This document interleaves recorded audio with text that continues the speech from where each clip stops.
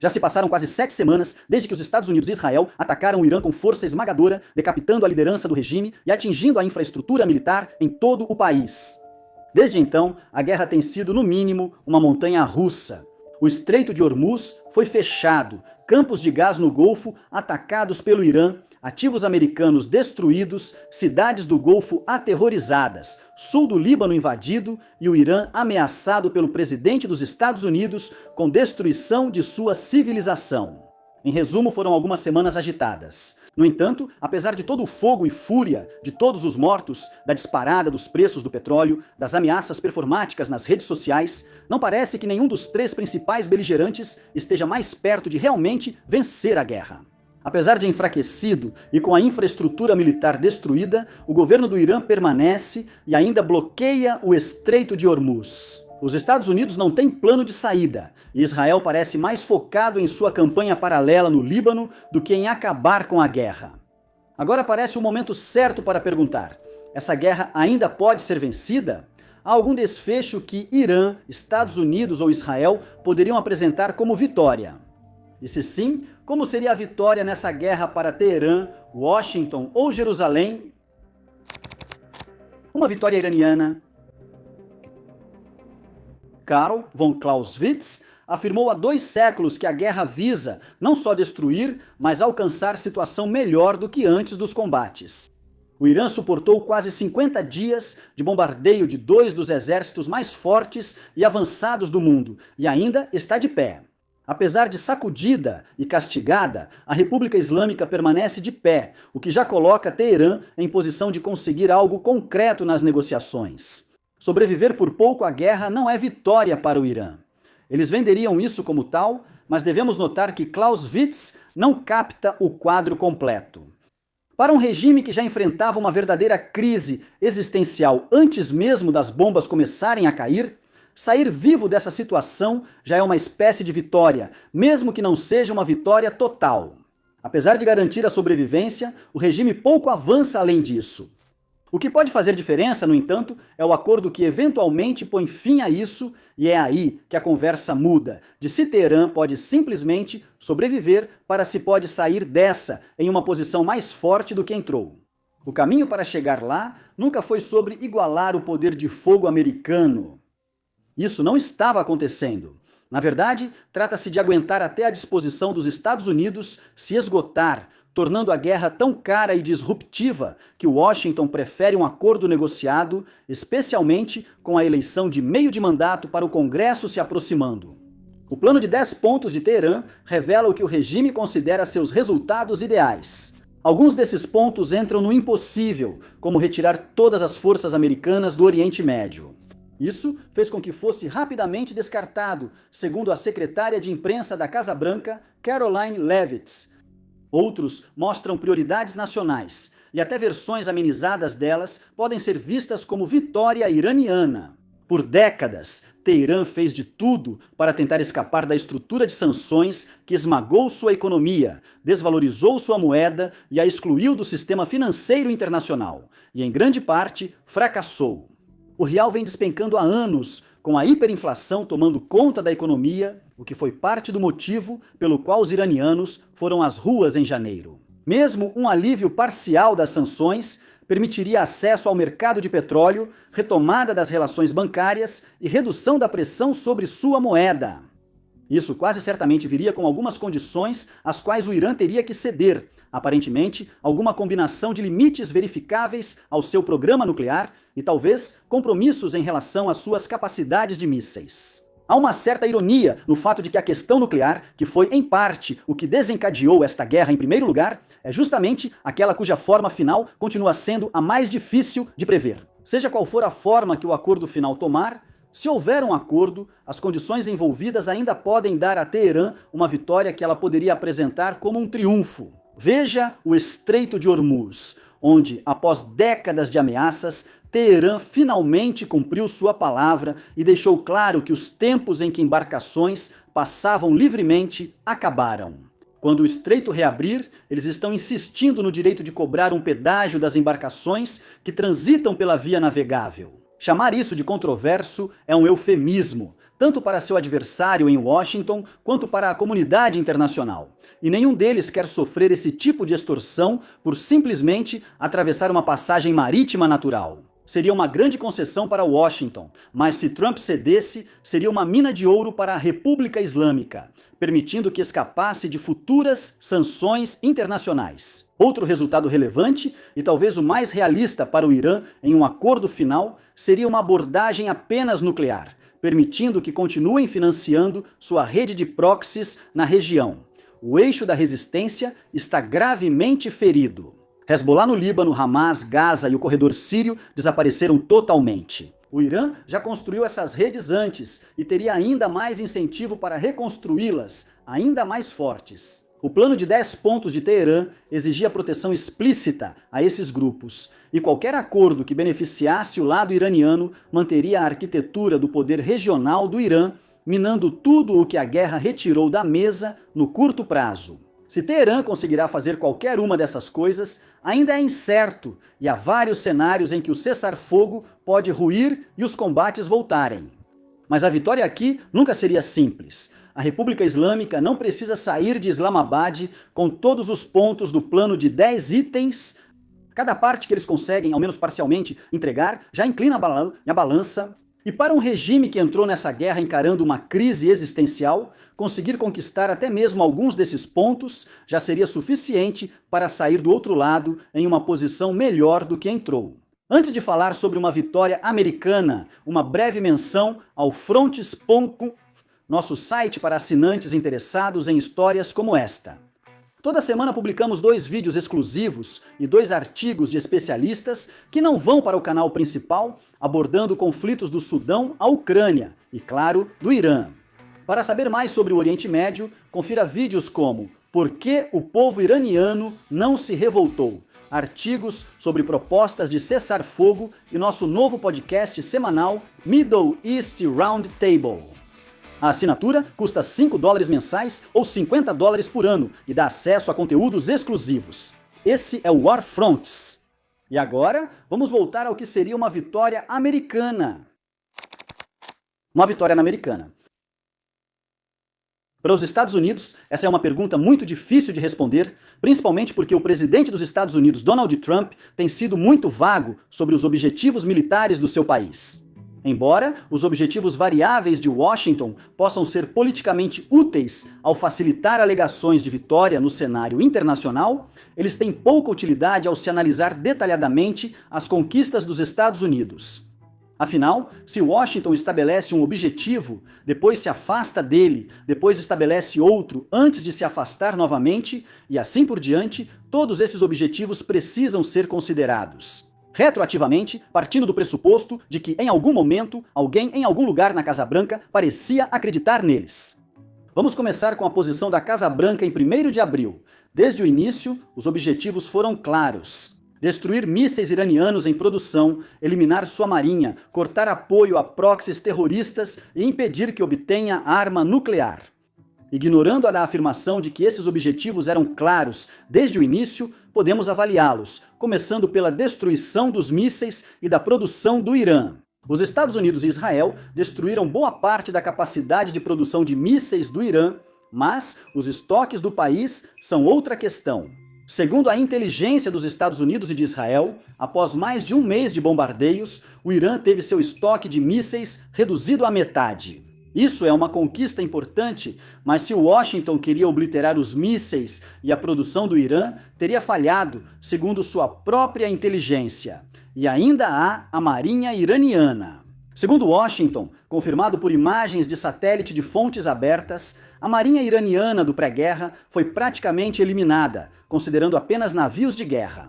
Certamente, fragatas, corvetas, varredores de minas e outros grandes navios do Irã não são mais um problema, e é improvável que o país reconstrua sua marinha em breve.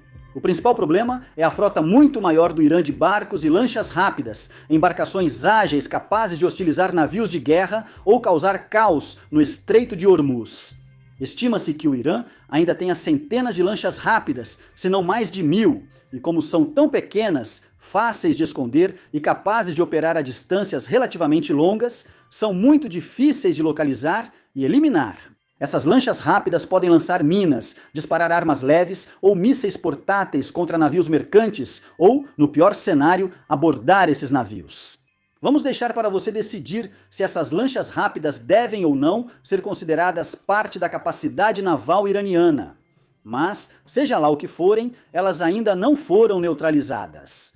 A capacidade do Irã de apoiar seus grupos terroristas por procuração segue incerta e talvez demoremos a ter uma resposta clara. Publicamente, o Irã não concordou em parar seu apoio ao Hezbollah, aos rebeldes Houthis do Iêmen ou a qualquer um de seus outros aliados por procuração, mas a capacidade prática deles de apoiar esses grupos vai depender da capacidade de receber fundos, armas e outras formas de assistência. Os Estados Unidos estão reprimindo o financiamento offshore do Irã, um sinal de que as fontes de recursos iranianas podem ser cortadas. Assim, será mais difícil para o Irã contrabandear armas ou apoio por mares patrulhados por navios de guerra americanos. Além disso, há um argumento bastante forte de que o Irã não pode apoiar seus aliados por procuração se não tiver dinheiro. E não está claro se o Irã terá algum recurso sobrando quando tudo isso terminar. Por fim, quanto ao objetivo de Washington de impedir o Irã de obter armas nucleares, isso foi adiado, mas não resolvido. O urânio altamente enriquecido do Irã parece ter sido enterrado no subsolo, em túneis que depois foram selados.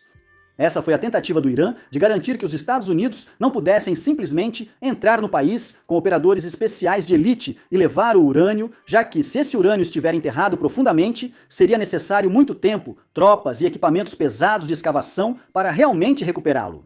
Mas isso também indica que o Irã levará muito tempo para recuperar o urânio.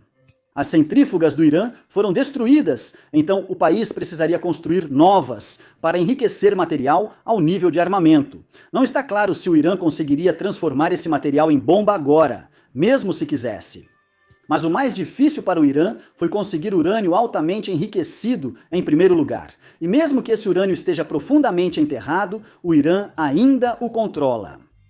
Quanto aos objetivos que Washington reluta em admitir, analisemos rapidamente. O regime do Irã segue firme no poder, sem perspectiva clara de remoção. Embora a mudança de regime tenha ocorrido, os Estados Unidos só transferiram o poder para uma facção mais linha dura que a antiga liderança. E hoje, o Irã está prestes a ser dominado por uma ditadura militar. O povo iraniano ainda não se revoltou, e na verdade, essa chance parece ter sido perdida, ao menos por enquanto. O Estreito de Hormuz segue fechado, embora, vale notar, estivesse totalmente aberto antes de os Estados Unidos e Israel iniciarem este conflito. Ou seja, qualquer que seja a vitória americana, ainda não a alcançamos. Apesar de os Estados Unidos ainda poderem atingir seus objetivos nas próximas semanas, uma vitória clara parece cada vez mais distante. Uma vitória israelense. Em 31 de março, o primeiro-ministro israelense Benjamin Netanyahu afirmou que o Irã continua sendo uma ameaça para Israel, mas não era uma ameaça existencial. Essa distinção é importante porque Teherã representar uma ameaça existencial para Israel levou Jerusalém a lutar nesta e na Guerra de 12 Dias em junho passado. Após isso, Benjamin Netanyahu anunciou em coletiva que Israel eliminou 2 ameaças existenciais e que Jerusalém obteve uma vitória histórica que perdurará por gerações. As 2 ameaças existenciais eram as capacidades de produção nuclear do Irã, que foram significativamente degradadas após a destruição da principal instalação de enriquecimento em Natanz, da usina de conversão de urânio em Isfahan e da instalação de água pesada no Iraque, assim como os comandos militares superiores de Teherã, que, embora não tenham sido completamente devastados, sofreram a perda de várias figuras importantes, incluindo 3 chefes de Estado-Maior. Usando os mesmos critérios para esta guerra, Israel obteve vitórias inegáveis. Ataques dos Estados Unidos e Israel destruíram cerca de 80% da defesa aérea e danificaram grande parte da infraestrutura de mísseis balísticos do Irã.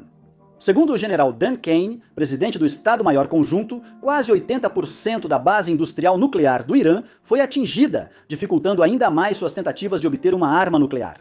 Israel também eliminou com sucesso figuras-chave na estrutura de liderança do Irã. O assassinato do líder supremo Ali Khomeini no primeiro dia da guerra foi um sucesso espetacular de inteligência, eliminando quem foi um grande obstáculo para Israel por quase 40 anos.